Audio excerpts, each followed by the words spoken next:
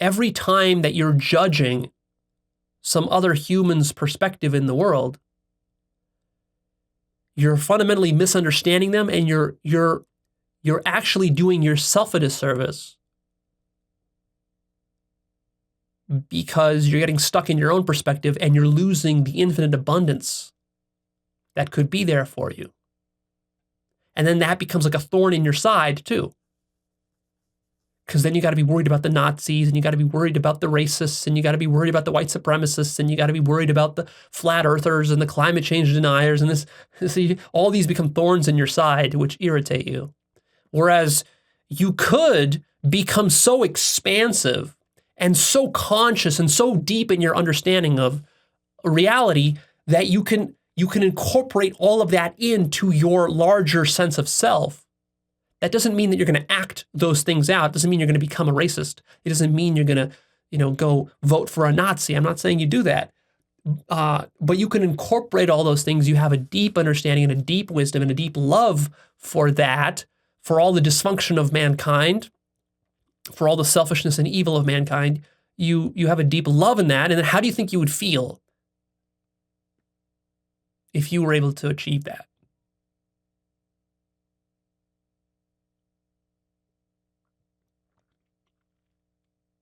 Do you think that would make you a weaker person or a more powerful person if you were able to just like sit on the couch and fall in love with all of mankind?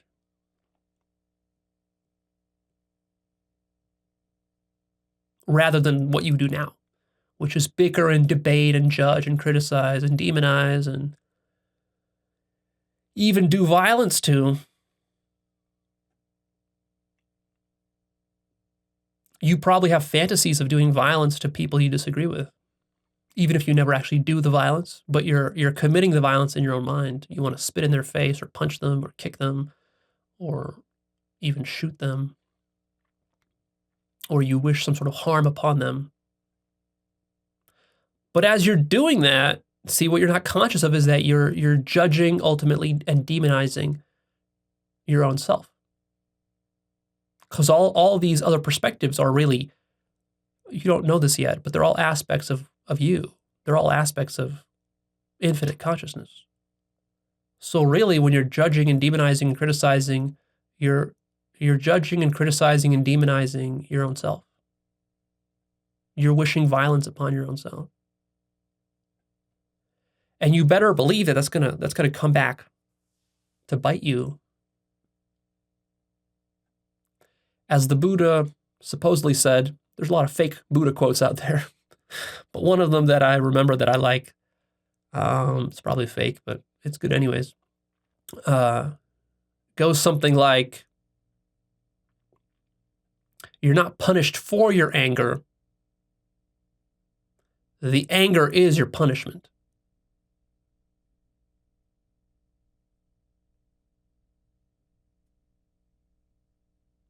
See, you're either going to be a bitter person or you're going to be a loving person. There's really two options in life.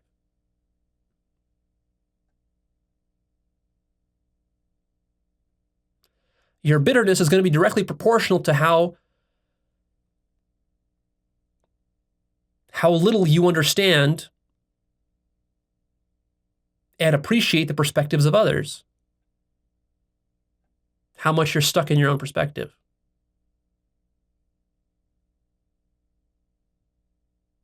And your love is going to be directly proportional to your level of understanding and appreciation of the abundance that the universe inherently is, as long as you're willing to open yourself up to that. The difficulty is that as you open yourself up to that, the love becomes so strong that you're literally unable to hold it. It's too much love. See, most humans only know partial love.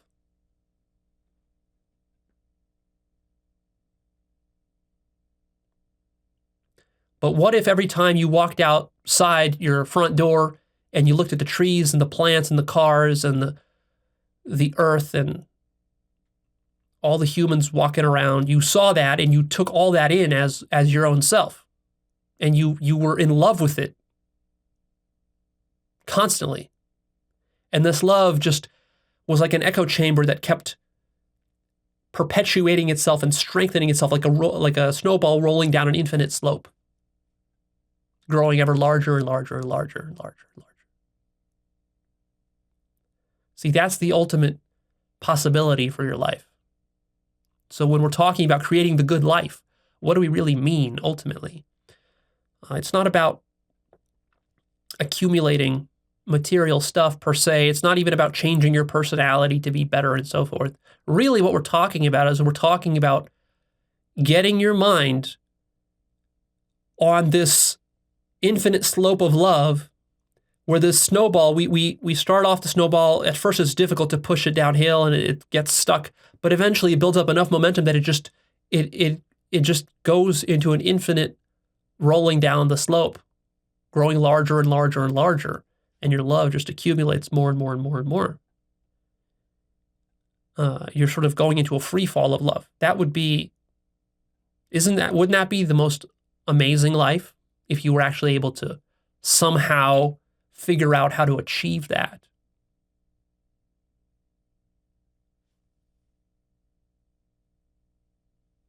So what keeps people from doing that? Well, fear, selfishness, basically, attachment.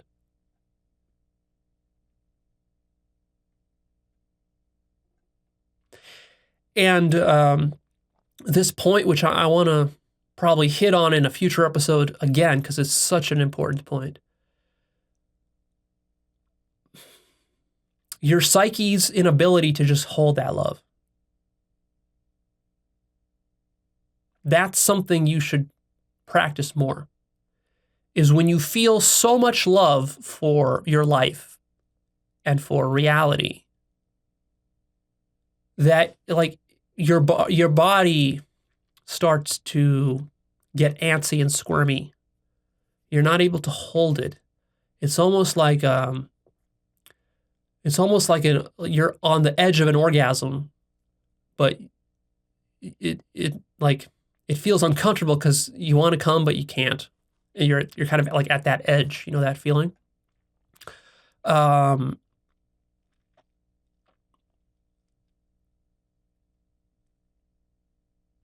Because that intensity of love, if you just sit there and you consciously experience it and fully feel it, that intensity of love will itself be what heals you and transforms you. It'll burn out your impurities and your selfishness.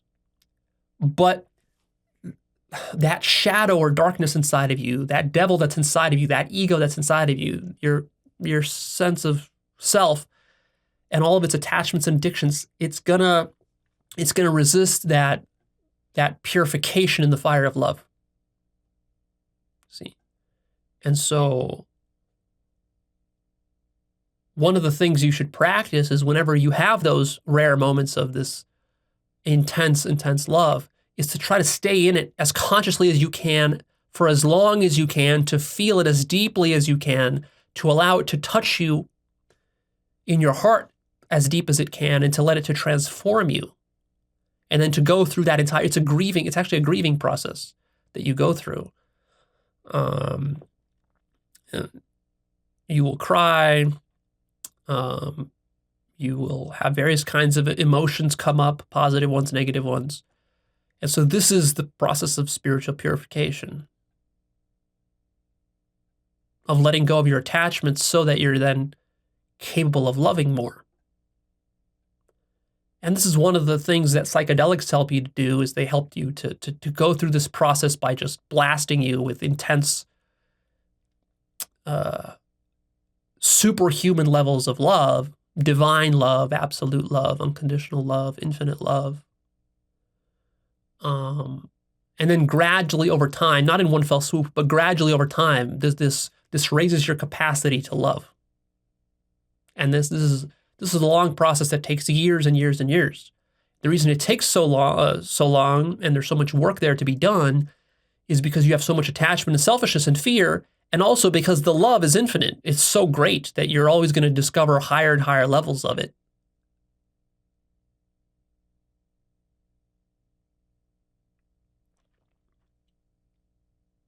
And in a sense, that's what all human growth ultimately entails. If you want to understand human growth at like the highest, purest level, the deepest level. It's this. And it all begins simply with having an open mind and a willingness to explore different perspectives and to question one's own perspective and to be able to step outside and beyond one's own perspective.